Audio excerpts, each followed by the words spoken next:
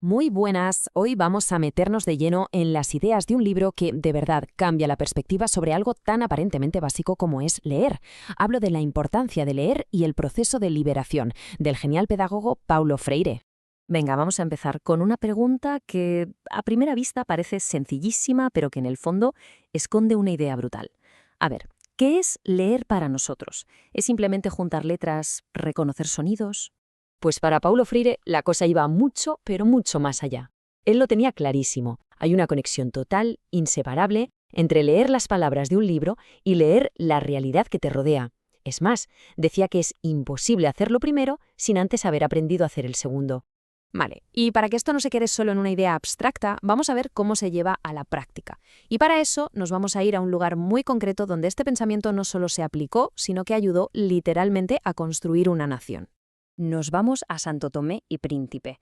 Pensemos en el contexto. Estamos en 1975, acaban de independizarse de Portugal y se enfrentan a un reto, un reto monumental, el de reconstruir el país entero, reinventarse prácticamente desde los cimientos.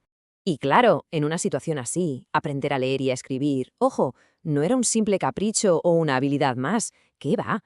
Era una herramienta política de primer orden. Era la clave para que la gente, el pueblo, pudiera por fin tomar las riendas de su propio futuro y participar, de verdad, en la creación de su nuevo país.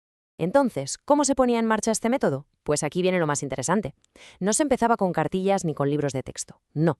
Se empezaba con lo que la gente ya tenía. Su vida, su día a día, su propio mundo. Y aquí pasa algo que es simplemente mágico. Pensemos en una pequeña comunidad de pescadores, Montemario. Llegan los educadores y les enseñan un dibujo, un simple dibujo de su propia aldea. Y la reacción de la gente es de shock, de asombro. Lo resumen en una frase que pone los pelos de punta. Es Montemario, es así y no lo sabíamos. ¡Wow! Por primera vez se estaban viendo a sí mismos, a su realidad, desde fuera, con una mirada crítica. Ese momento, ese clic en la cabeza de la gente es justo el corazón del método Freire. Se basa en 3 pasos. Primero, codificar, que es básicamente representar tu realidad como hicieron con el dibujo. Segundo, tomar distancia, o sea, poder mirarla como si fueras un observador. Y tercero, y más importante, descodificar, analizarla en grupo, entender por qué es como es, para, y aquí está la clave, poder cambiarla. Y la herramienta que usaban para guiar este proceso eran los llamados cadernos de cultura popular. Pero cuidado, no nos imaginemos un libro de texto para empollar, todo lo contrario, estaban llenos de páginas en blanco, de espacios para rellenar. Eran, en esencia, una invitación a la acción, una forma de decir, deja de repetir lo que otros dicen y empieza a escribir tu propia palabra, tu propia historia. Y con esto llegamos al corazón, al núcleo de todo el pensamiento de Freire, porque lo que nos enseña este método es algo potentísimo. Enseñar a leer nunca, pero que nunca, es una acción neutral. Esta comparativa lo deja clarísimo. Por un lado, tenemos la lectura tradicional, la que Freire llamaba domesticadora. ¿Recordáis el babe-bibobu? Pues eso, sílabas sin sentido, desconectadas de la vida. Y por el otro lado, tenemos la lectura liberadora, la que enseña a conectar cada palabra con el contexto, con la realidad, y que convierte a las personas en protagonistas de su propia historia. La diferencia es abismal, ¿verdad? Así que el punto clave es este, no hay término medio.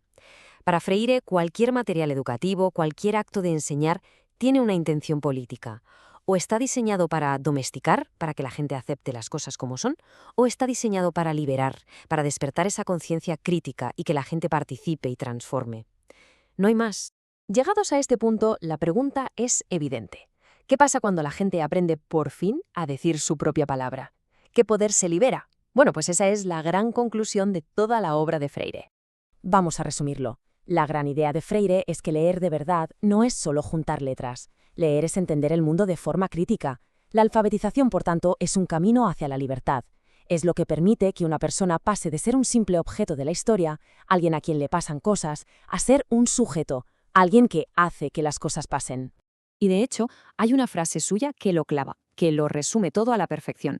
Él decía que la educación no es algo que una persona mete en la cabeza de otra, como si fuera un banco. No, es un diálogo, es un proceso donde todos aprendemos de todos, con el mundo como punto de encuentro.